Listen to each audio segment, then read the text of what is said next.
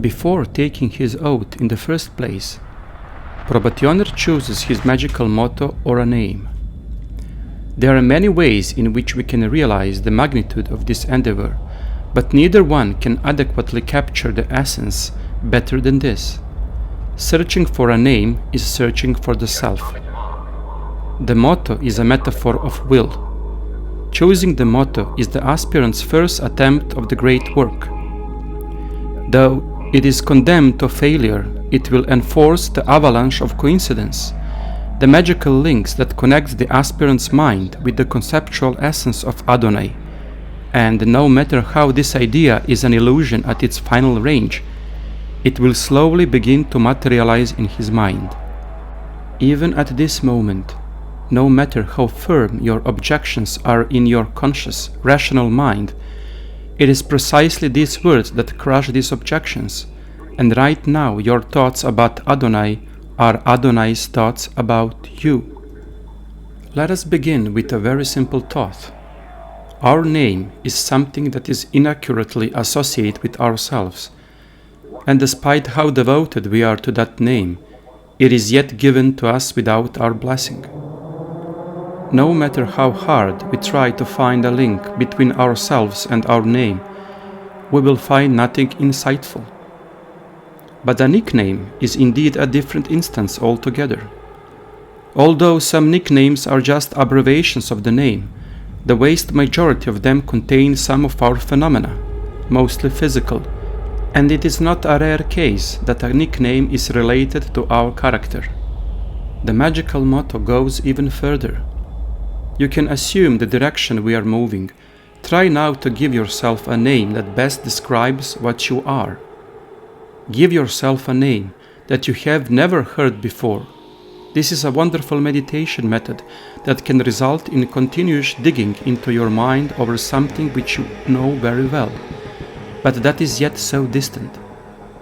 You somehow know who it is, but you do not know his name. The essence of Abramelin's operation is covered identically. Indeed, if you choose your new name, what name would that be? The only condition is that the new name does not exist anywhere. This is a brilliant task, simple as effective. Each pronunciation of the name is an act of invocation.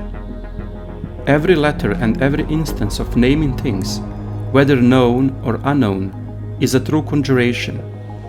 It is crucial for the aspirant to understand the model of thinking that initiates this process. The act of responding to advertisement from weekly newspaper is no different from the act of invoking an angel.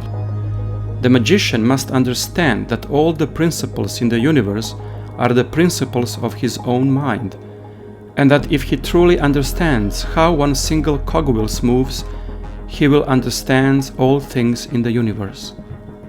With a name, you can summon as much as you can banish. To realize this one more detail, we have to rest for a while and devote ourselves to one other thing. This is one of the basic mechanisms with which the aspirant is acquainted already at the beginning of his work while practicing the ritual of the pentagram. Sadly, there is so much rambling surrounding this affair that, from such pointless repetition, his mind habituated to doing things incorrectly, so that one can no longer recognize or feel anything that is truly expressed by the names. Therefore, in the names he perceives what, as opposed to who. This can lead one to become tangled in such a terrible mistake in his work over the years that he does not feel any progress at all, does not feel any change, and does not feel any reason why he should continue. It is so inconvenient to think that we use all rituals and meditations to develop what we already possess, even though we are endowed by the most wonderful circumstance of all, that of feeling, for good, bad, right or wrong, success or failure, and most of all for beauty. Learn to feel everything so you can see beauty in all things. Even the ratio must be felt to be rational. Without the feeling and sensation of the rational truth, there is no rational to be true. Even the lack of sensation is a sensation in a certain sense. A sense of emptiness is by no means an emptiness as much as it is a sense. That mechanism of feeling, which in most supreme way plants within us the truth about a being which feels far more than the sum of all feelings that flow through it, is contained within every oath in the AA. The aspirant understands that within himself there is an emphasized idea of the being. He sees that all feelings are nothing more than different aggregate states of that one being. If we could gather in one place all the feelings of the world, we could only distinguish a couple of different ones. Actually, we would arrive what we call the grades. Therefore, the aspirants act in following roles, making corresponding decisions. The probationer, to obtain scientific knowledge of the nature and powers of his own being. The neophyte, to obtain control of the nature and powers of his own being. The zelator, to obtain control of the foundations of his own being. The practicus, to obtain control of the vacillations of his own being. The philosophus, to obtain control of the attractions and repulsions of his own being. And the dominus liminis, to obtain control of the aspirations of his own being. By a name we can swear, invite, invoke, evoke or banish, call or recall, but only if we are in contact with the essence which uses such a name as a drive, and if we know what the name really is carrying and what nature is hidden behind it. The name must be in balance with the desired force. In the idea of balance lies the key to all our pursuits. Indeed, it serves the education of our mind to deal appropriately with the forces of the nature. All the strategies of the wonder are hiding in spending the entirety of available resources for finding the leverage point, never in rising power for the movement itself. When the perfect balance of the forces is found, the thing starts to act on its own. The will of the magician is often a weak thing when it comes to initiating, but it is unbeatable when it comes to accomplishing. Therefore, the knowledge of the correct pronunciation of the name is less valuable than the knowledge of the nature behind the name. This observation particularly refers to the work within the Enochian system. After all, nothing is as efficient as silence itself. The full effect of the ritual commences only after its final word, never during the performance itself.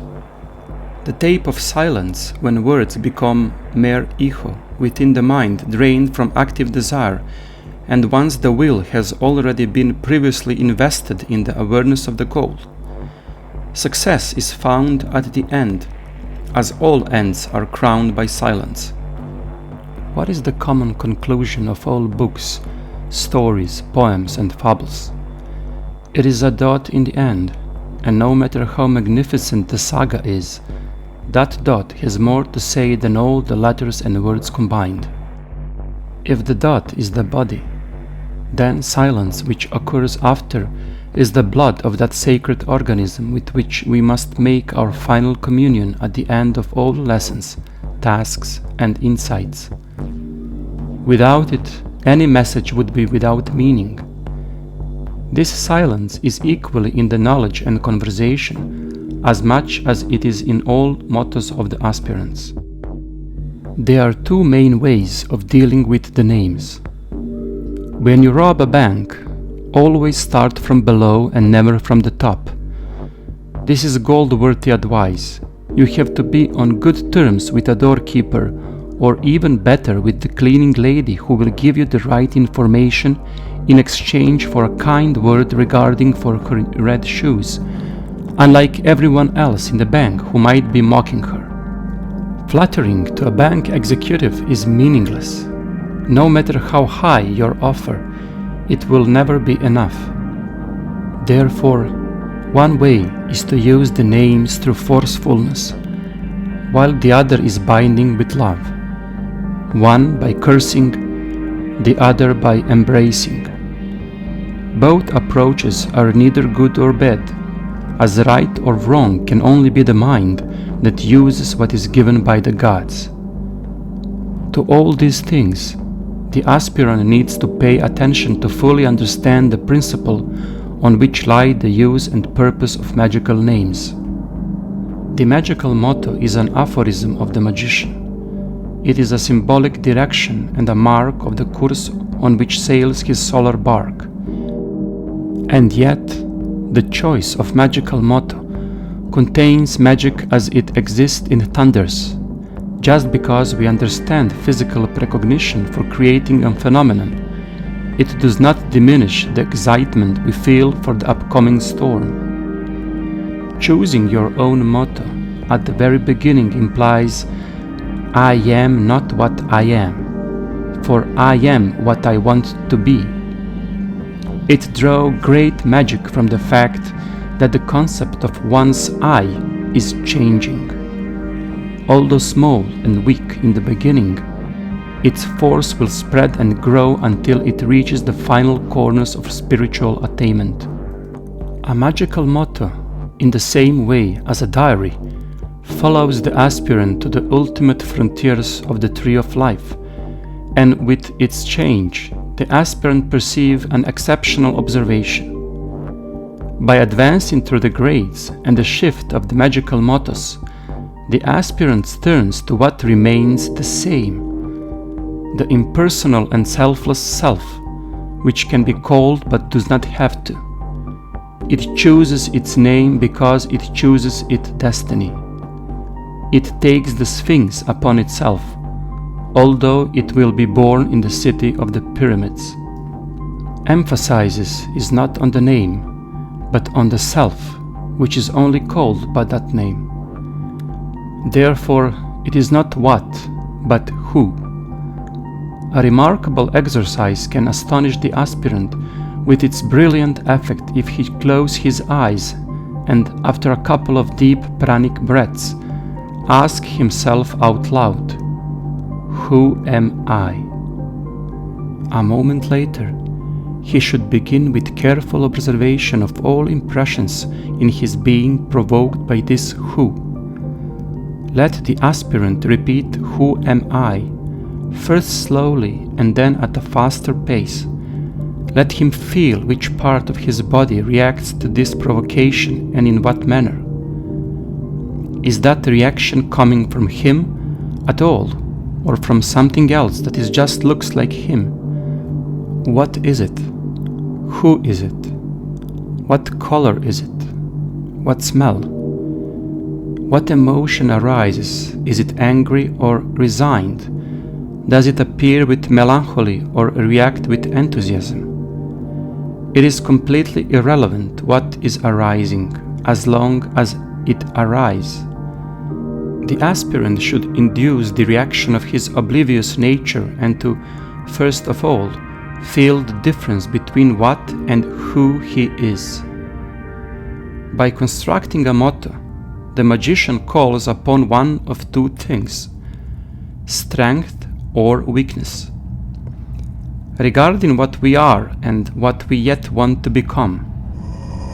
Although we can derive a strong consent in the notion that a motto should be something that is yet to be achieved, we can equally find the truth on the contrary, that the emphasis should be on the current imperfection of the aspirant. In one way, his aim is an imaginary and unreal achievement, and no matter how high or noble it is still not real. The other way is to stick to the present moment. His relic will be eternal now, as he will rely on what he already has. It is precisely in that moment of now, in that achievable distance in relation to the goal, which is still further away, the realization that this now is the same now both in tomorrow and yesterday, and that any unenlightenment being now is enlightened in some other present. Each aspirant should discover his favorable truth, and let it be provoked by any other or all the truths in the world conjoined. Let him revive this excellence in the way it suit him, and at the expense of his own interest. Sometimes a single motto can cover several different grades. Sometimes it can be restored in the same or altered form. The variants are countless. Any predefined rules here lead to failure and confusion. The inventiveness of individual is proportional to the uniqueness of their nature, which is the opposite equivalent of the ingenuity of their magical mottos.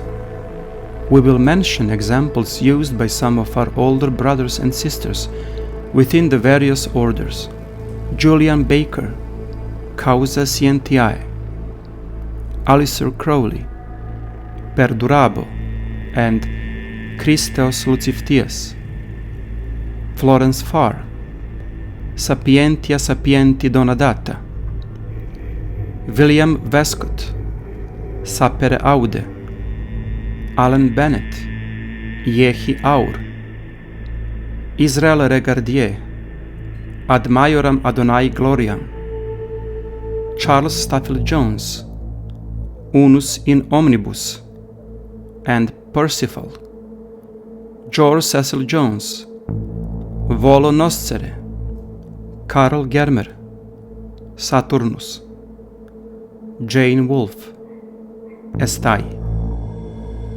First, you need to start from the fundamentals. Is your name indeed your own, or the name of what you wish to become? Is it perhaps a him or a her, or is it a middle genius? Is it the form, shape, color, or name of an animal or plant? Could it be the name of an angel or a god or goddess? Does it have some other hidden name inside of it? Which is it and why?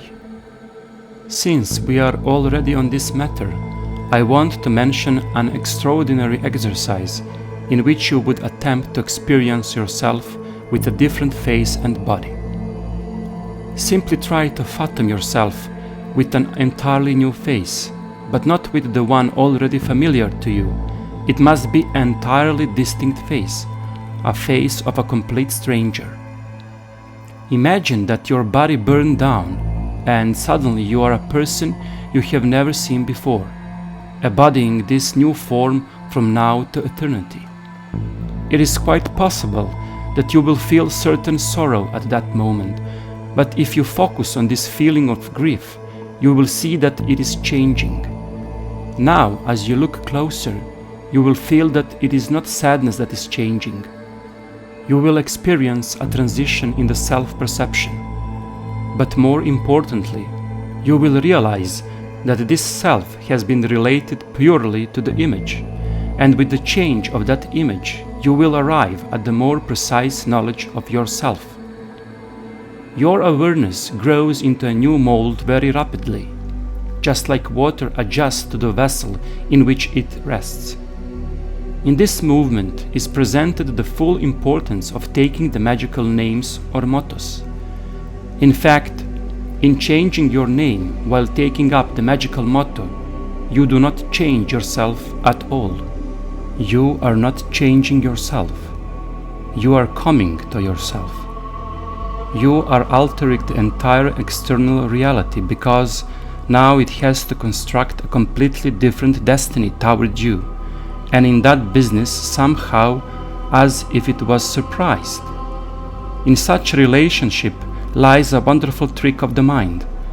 In this change that is spurred by your intent. By taking on a new perspective of reality, you are not only changing reality, and yourself for that matter, but you also realize that this vessel is merely a product of the self, chosen and modified by the will. Full understanding of who I am would lead to the knowledge and conversation of the Holy Guardian Angel. This new perspective could lead to attainment even more simply. Try to perform your chosen daily practice while wearing a mask. Make your mask, shape it and color it in the way your self wishes to do so. Perform a ritual underneath, and you will notice a radical improvement, as you were sheltered under a mask. In fact, what took place is something quite the opposite. You pulled the veil away from yourself. It is so extraordinary. By putting on the mask, you have uncovered the self. This is a greatly convenient observation that the aspirant can obtain for his probation. The essence of the motto is indeed not in the technique of construction. Geometric value of the letters only serves to connect the integrity of the aspirant to what that value refers to. It can be said that finding and constructing deeper geometric currents within the name is a remarkable thing. For example, an aspirant can take the initial and final letter as the beginning of some completely new value, and then develop this new idea further. But that can never replace the feeling of identity with the motto, which is in fact always a feeling of unity with the self. The motto is a link to that unity and not the goal as such. Of course, the Kabbalistic skill of finding a more profound value depends on the creativity of the aspirant. That skill should develop during the grades, as it will become more than necessary in the further work. Sometimes it is worth to adopt a name which is close to one and to which the aspirant has already built inner values, and that he is familiar with the mythology of the story that his name carries. But surely, sometimes in a completely unknown meaning lays hidden power that will move the aspirant forward. In some cases, however, the meaning is created just along the way, while the aspirant advances through the grades. Either way, the aspirant is left to judge by his own nature and instinct. The adoption of the magical motto is not exclusive to the grade of the probationer. During each grade, you need to define a relationship with that same motto and see if something has changed, whether the motto is more or less incorporated into your being, whether it is awakened and in what way. Once a month, within 3 or 6 months, you need to ask yourself, how much of me is in the motto? What is it inside of my being that rejects it, and why is it so uncomfortable for me to embody it? What does it want from me? Does it want me to change something? Does it want to change itself? All these subtle feelings require coming to the surface, and nothing more remains for us but to be careful to glance these feelings. You must not be a motto, you must be yourself, while the power of that motto is in the liveliness of such self. Destroy all links with your fate. Tear all ties from your identity. Only in this way the motto will have a wider meaning than a mere number or a name accidentally incised into your oath. Only in this way it will truly pave your way to the great work, so you can easily embark upon it. And just as you tied your personal name to your personality, as you turn with the feeling of self whenever someone calls out your name, so your motto is the true word and the law of the universe. Thus it becomes Ariadne's thread hooked to your angel, and when you pronounce your motto, the whole universe will turn for you. The aspirant should at all cost refrain from thinking that the name has an identity. The name is a carrier of emptiness, as the void is a pure content of all identities. Indeed, let the aspirant speak his name given to him at birth, and let him feel where the source of that name is. Let him say aloud, "Who am I?" then chasing that divine river of feeling which will bring him to the place of origin of his being. he will realize that this feeling is not anywhere specific, but rather he is the feeling itself, like the illusion which helps him understand it as the self. It is just a side effect of the presence of the universe within him. Once he sees it, let the aspirant gently meditate of that feeling. He will perceive that it constantly moves like Mercury. But this fantastic sensation, always existing in space from whence the self observes, tells the aspirant that it does not exist in space at all. This emptiness is not empty of things, it is empty of time. The great work is a phenomenon of time. The angel is just a name of the present, inasmuch as the motto is the nickname of the past. The great work draws its essence from the fact that all these things are incoherent by themselves, and there is no level of cause and consequence between them, as there are no things in which this between could take place. Therefore, the relationship between the motto and the angel is the same relationship between the aspirant and the motto. In every present which continually exists in the same way, the aspirant, the motto, and the angel are one and the same thing. At the moment, that cannot be observed because it just does not exist in the usual sense of the word. The great work has already been realized. It is precisely the phenomenon of consciousness that creates the idea of before and after making the great work, somehow always hidden in that between. So, either you notice it too late or you are too early. Great work is not achieved. It is constantly being achieved. Even now, as you read these words, the great work is ever present in your perception of these letters, while your consciousness is just a subsequent echo of its nature and the shadow of the already occurring phenomenon. And such consciousness of success is equally illusory as a consciousness of failure. Both are reactions of one and the same occurrence. The second exercise that can be applied by the aspirant is a continuous repetition of his name or a nickname. There occurs a moment of monotony during the endless repetition of the name out loud, when the aspirant completely loses the meaning of it all, and where consciousness enters into a specific state of trance. That wonderful moment is well known to children, as this technique is one of the favorite games during childhood. It is necessary to repeat the name out loud in a continuous, monotone manner, maintaining the same tempo, doing so without any expectation, and when this specific state of nonsense appears within the mind, one is to seize the feeling of the self, keeping it squeezed as it wriggles with all its power. Right then, the aspirant will gently feel the new sensation that is above all other senses. This specific feeling is something special that will be revealed further in the grade of a neophyte, but for now it remains for us to map this feeling well and note it into the diary. Not as a success, nor as an isolated experiment, but only as a short statement.